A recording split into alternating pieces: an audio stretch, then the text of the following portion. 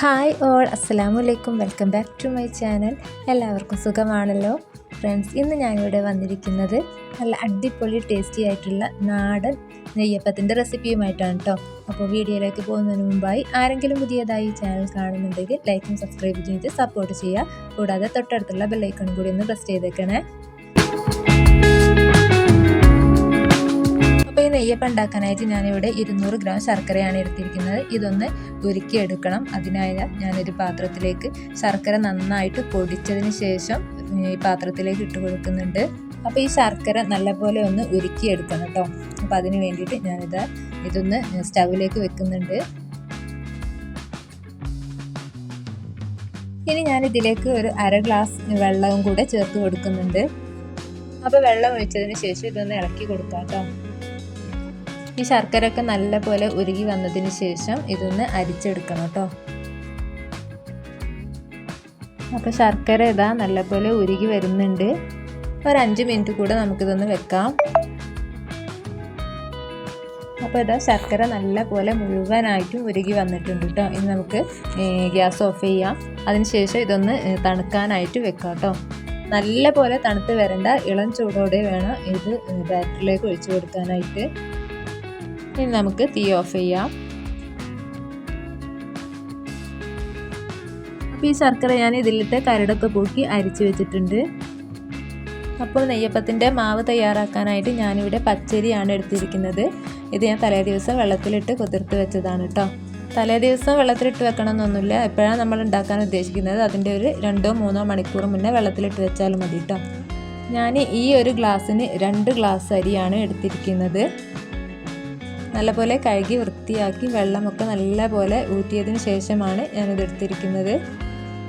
അപ്പോൾ ഞാൻ 2 ഗ്ലാസ് പച്ചരിയും മിക്സിയുടെ ജാറിലേക്ക് ഇട്ട് കൊടുത്തിട്ടുണ്ട്.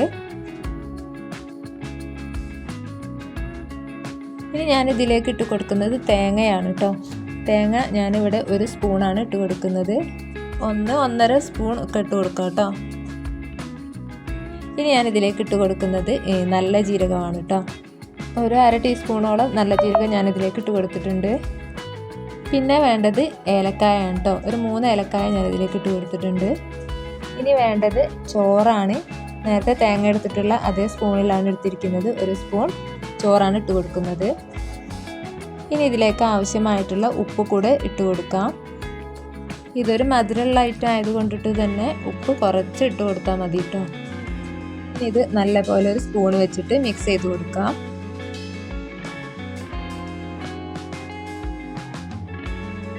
അപ്പോൾ ഇത് നല്ലപോലെ മിക്സ് ചെയ്തെടുത്തിട്ടുണ്ട്. ഇനി ഞാനിതിലേക്ക് നേരത്തെ തയ്യാറാക്കി വെച്ചിട്ടുള്ള ശർക്കര പാനി ഇതിലേക്ക് ഒഴിച്ച് കൊടുക്കാം. ഇത് അരിച്ചതിന് ശേഷമാണ് കേട്ടോ ഞാനിതിലേക്ക് ഒഴിച്ച് കൊടുക്കുന്നത്. എന്തെങ്കിലും കരടൊക്കെ ഉണ്ടെങ്കിൽ അതൊക്കെ പോയി കിട്ടും.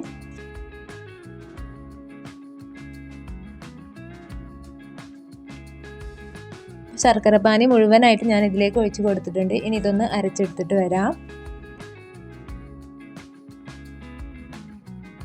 അപ്പോൾ ഞാനിതൊരു പകുതി അരവേ അരച്ചിട്ടുള്ളൂ. ഇനി 1 സ്പൂൺ മൈദ കൂടെ ചേർത്ത് ഒന്നുകൂടി ഒന്ന് അരച്ചെടുത്തിട്ട് വരാം. അപ്പോൾ മാവ് നല്ലപോലെ സ്മൂത്തായിട്ട് അരച്ചെടുത്തിട്ടുണ്ട്. ഇതൊരു പാത്രത്തിലേക്ക് ഒഴിച്ചു കൊടുക്കാം.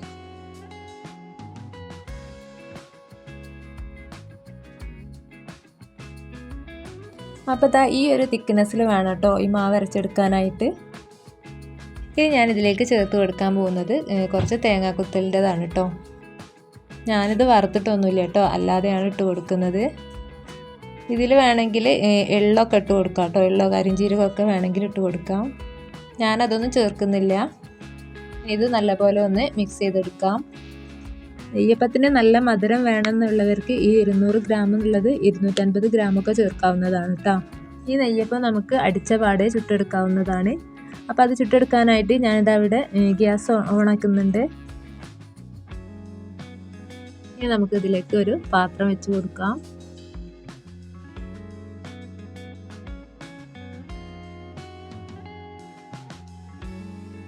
അപ്പോൾ ഈ പാത്രം നല്ലപോലെ ചൂടായി വരുന്നുണ്ട്. ഇനി ഇതിലേക്ക് നമുക്ക് ഓയിൽ ഒഴിച്ച് കൊടുക്കാം കേട്ടോ. അത്യാവശ്യം നല്ല അളവിൽ ഓയിൽ ഒഴിച്ച് കൊടുക്കണം. കാരണം നെയ്യപ്പം നല്ലപോലെ മുങ്ങി പൊരിയാനുള്ളതാണ്. എണ്ണ അത് നല്ലപോലെ ചൂടായി വന്നിട്ടുണ്ട്. ഇനി നമുക്കിതിലേക്ക് മാവ് ഓരോ കയ്യിലായിട്ട് ഒഴിച്ചു കൊടുക്കാം.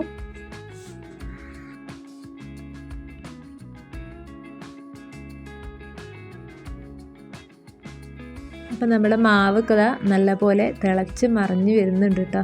ഇനി ഇത് കുറച്ച് കഴിഞ്ഞാൽ ഒന്ന് പൊന്തി വരും. എണ്ണയുടെ മുകളിലേക്കായിട്ട് ഇങ്ങനെ പൊന്തി നിൽക്കും കേട്ടോ.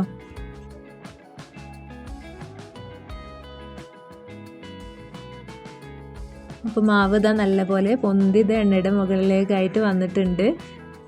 ഇതൊന്ന് ഒരു ബ്രൗൺ നിറമാവുന്നത് വരെ വേവിക്കാം. അപ്പം നമ്മുടെ അപ്പത്തിൻ്റെ മാവ് ഒരു ഭാഗം നല്ലപോലെ ബ്രൗൺ നിറമായി വന്നിട്ടുണ്ട്. ഇതൊന്ന് മറിച്ചിട്ട് കൊടുക്കാം കേട്ടോ. അപ്പത്തിൻ്റെ 2 ഭാഗവും ഇതുപോലെ ബ്രൗൺ നിറമായി വരുന്ന സമയത്ത് നമുക്കിത് ഇതിൽ നിന്ന് കോരിയെടുക്കാം കേട്ടോ.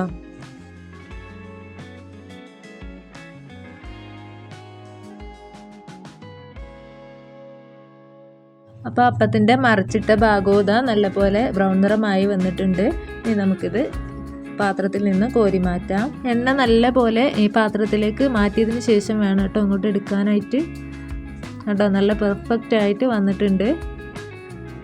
ഇനി നമുക്ക് ഒരു പാത്രത്തിലേക്ക് ഇട്ട് കൊടുക്കാം. ബാക്കിയുള്ള മാവും ഇതുപോലെ തന്നെ പൊരിച്ചെടുക്കാം.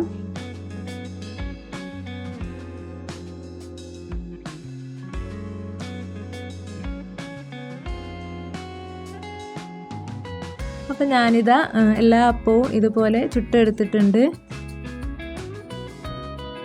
അപ്പോൾ ഈ ഒരു 2 ഗ്ലാസ് അരി കൊണ്ടിട്ട് ഞാൻ 9 നെയ്യപ്പമാണ് ചുട്ടെടുത്തിട്ടുള്ളത്.